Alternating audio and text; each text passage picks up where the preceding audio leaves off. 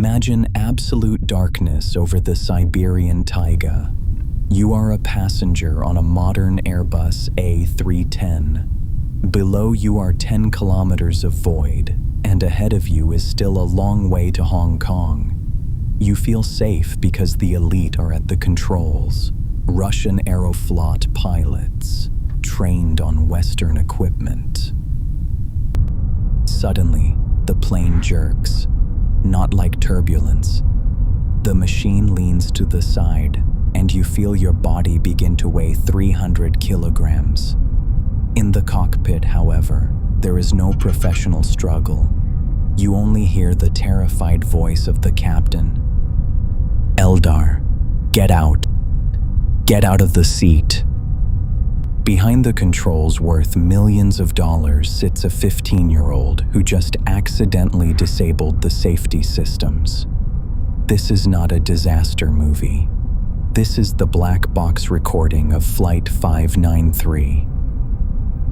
The date, March 23rd, 1994. The aircraft, an Airbus A310 named Glinka. Captain Yaroslav Kudrinsky is a proud father. Taking advantage of the nighttime calm on the route, he invites his children, 12-year-old Yana and 15-year-old Eldar, into the cockpit. In those days, the cockpit was the captain's private kingdom. Kudrinsky wants to show them the magic of flying. First, Yana sits at the controls. The father tricks the system. He changes the course with the autopilot knob, and the girl holds the yoke, which turns by itself. Yana thinks she is steering. It is safe. Then 15-year-old Eldar takes the captain's seat. The boy is stronger and more curious. He doesn't just want to hold his hands on the controls. He wants to feel the resistance of the machine. He begins to push against the yoke. He does it hard enough that he is fighting the autopilot. And this is where the tragedy occurs, which the pilots were unaware of.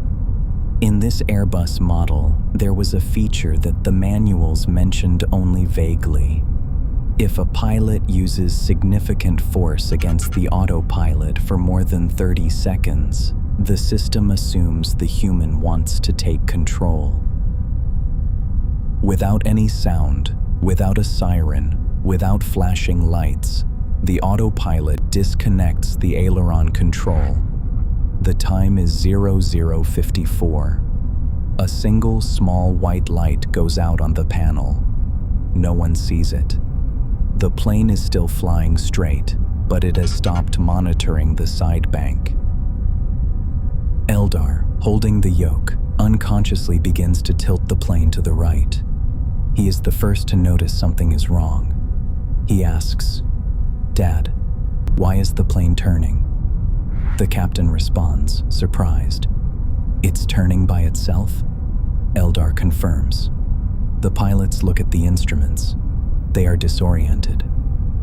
Within 10 seconds, the plane tilts 45 degrees. This is the critical limit. The onboard computer, trying to save the situation, increases engine thrust and pulls the nose of the aircraft up. This only makes matters worse. The plane begins to enter a spiral. The centrifugal force grows rapidly. Captain Kudrinsky, who was standing behind the seat, is literally pinned to the cockpit wall by the G-force. He cannot take a step. He cannot touch the controls. In the cockpit, only screams and the roar of the wind can be heard. The captain screams, "Eldar, get out! Hold on, Eldar!" The co-pilot shouts, "Let go of the controls, let them go." But Eldar cannot get out. The G-force pins him into the captain's seat so hard that the boy is paralyzed by the force of gravity. The co-pilot tries to reach for his own yoke, but his seat is pushed back to the maximum for comfort. Before he can bring it forward, the plane goes into a spin and begins to fall vertically downward.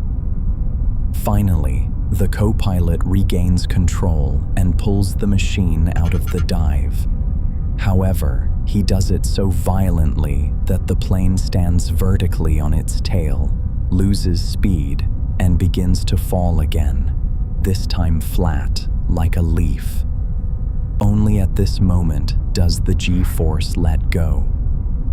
Eldar jumps out of the seat, and Captain Kudrinsky jumps into his place. They have a few seconds left. The captain screams, "Full power, pull it up." The co-pilot responds, "Slowly, slowly. We've got it." They almost made it. The plane began to level out just above the ground. But in the darkness, they didn't see that there was a mountainside ahead of them.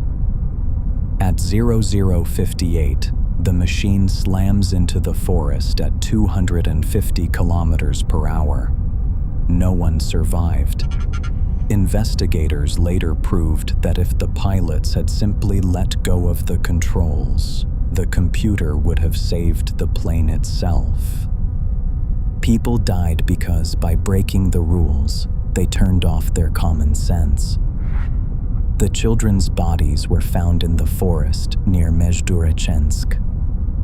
Eldar still had a fragment of the yoke in his hand. He wanted to help his dad until the very end. It was the most expensive flying lesson in history.